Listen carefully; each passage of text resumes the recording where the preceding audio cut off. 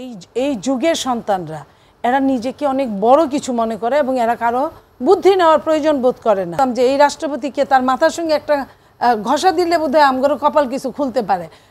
সেই সময় যদি সত্যি কথা জাতীয় সরকার করতো, আমি নিজেও মনে করি যে ভালো হতো। সেটা এমনিও তো সময় গেল, 1 বছর চলে গেছে, আরও 6 মাস 8 মাস যাবে, আপনার 1.5 বছর 2 বছর তো চলেই গেল।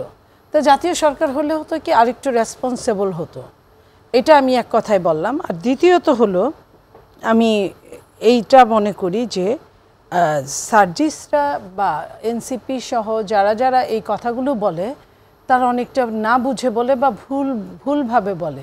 যেটা হলো বিএনপি এখানে কিছুই করে নাই। বিএনপি রাষ্ট্রপতির ব্যাপারটা একদমও ভিন্নতর।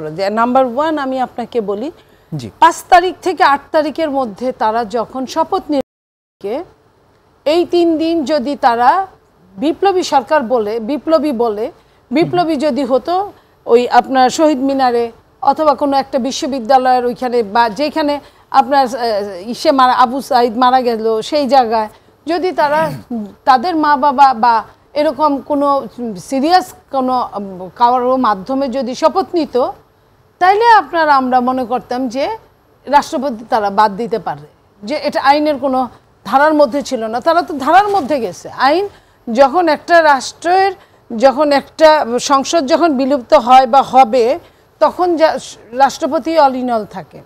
সে সময় এই ধরনের কোনো পরামর্শ আপনারা দিয়েছিলেন কিনা? আমাদের কাছে পরামর্শ তারা চেয়েছিল কিনা এটা একটা কথা। তারা তো নিজেরা তারা তো নিজেকে অনভিজ্ঞ, কিন্তু সবচেয়ে প্রবলেম হচ্ছে কি এই যুগের সন্তানরা এরা নিজেকে অনেক বড় কিছু মনে করে এবং এরা কারো বুদ্ধি নেওয়ার প্রয়োজন বোধ করে না। অথচ দেখেন রবীন্দ্রনাথ কি বলেছে যে ওরে কাঁচা নবীন এবং প্রবীণের মধ্যে, হ্যাঁ, যে ওই কবিতাটা যে আদমরাদের ঘামেরে তুই বাঁচা, যে নবীনের বুদ্ধি প্রবীণের বুদ্ধি আর নবীনের কর্মঠ, এই জিনিসগুলো দিয়েই কিন্তু একটা রাষ্ট্র চলে। মানে প্রশ্ন হচ্ছে মানে অভিভাবক হিসেবে আপনাদেরও একটা দায়িত্বের জায়গা রয়েছে, তারা সেটাতে আগ্রহী কিনা সেটাও একটা ব্যাপার। ওই সময়টা কিন্তু খুব ক্রুশিয়াল মোমেন্ট ছিল, খুবই ডেঞ্জারাস টাইম। এবং তারা যতটা না জাতীয় সরকার বা কার কাছে শপথ নিবে ওটা নিয়ে চিন্তা করেছে, তার চেয়ে বেশি চিন্তা করেছে তাদের প্রতিনিধি কতজন ঢুকানো যায়। এই যখন আমিত্বেও ঢুকে গেছে তাদের মধ্যে এবং তারা তো অনেক কিছুই জানে নাই, তারা তাদের আন্দোলনটুক করেছে। তাদের তো এই যে আন্দোলন পিছন থেকে কারা কারা করছে, রাশেদরা কয়জনের সঙ্গে আন্দোলন করছে ওইটা বলে নাই, রাশেদদের বড় ভাইয়েরা বিএনপিরা কয়জনরে নিয়ে মাঠে নামায় দিছে নেম প্লেট বেতি রেখে, এটা বলে নাই। তো তারা মনে করছে সব কিছুই সাগর। সাগরটা দেখা গেছে সবারই এক বিন্দু বিন্দু বিন্দু জল নিয়ে কিন্তু সাগর হয়। তারা মনে করছে তারাই সাগর। এই মনে করার জন্য তারা আর অন্য কোনো কিছু ভাবে নাই, কাউকে জিজ্ঞেস করে নাই। তো আমি যেটা বলছিলাম, রাষ্ট্রপতি কাছে তারা শপথ নিয়েছে। রাষ্ট্রপতির কাছে শপথ যখন নিয়েছে তখন কিন্তু ইসি ছিল বর্তমান, তখন স্পিকার ছিল বর্তমান।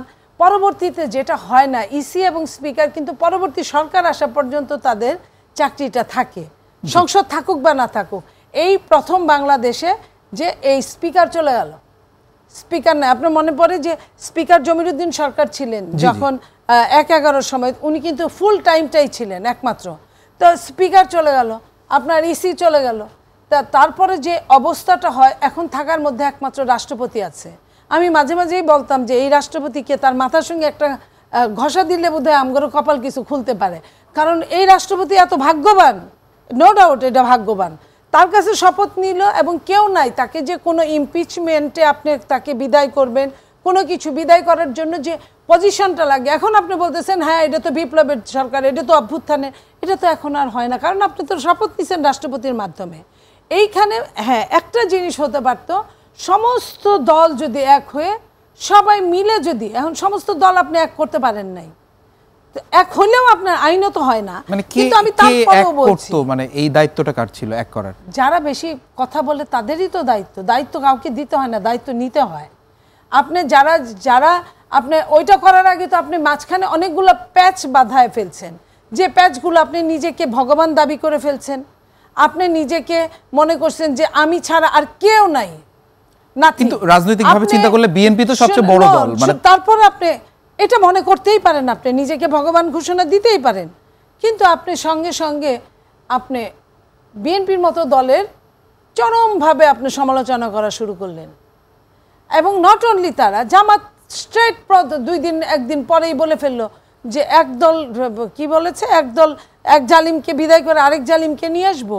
তো এই জিনিসগুলো আপনি কথা বলাগুলা, এখানে কিন্তু কেউই আপনার বাচ্চা না, বাচ্চা আমি ওদেরকে বোঝাতাম যদি ওরা দল না করতো। ওরা এখন বড়দের সঙ্গে দল করে, ওর বয়সে আমি ছাত্র দল করছি, সত্যি কথা। তো ওরা এখন বড়দের সঙ্গে দল করে, এই যে এরা রাশেদ এখন বড়দের সঙ্গে দল করে।